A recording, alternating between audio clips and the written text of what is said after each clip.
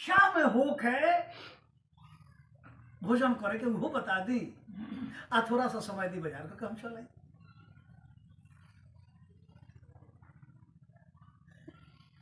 मंगल ग्वाला बाजार चल गई ले,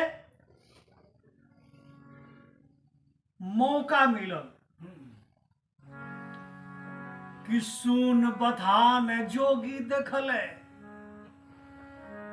तब बाछी से कैले आपन सवाल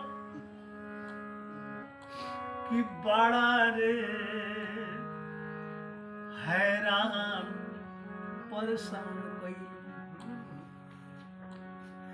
बड़ा रे हैरान परेशान कैलू। अरे दिल में दयाना विचार, दिल में दयाना विचार, काहे पलंग हमरो टूट गईले। अरे भेद दैबुना बताए त खाई के जहर अब के मर जइबो।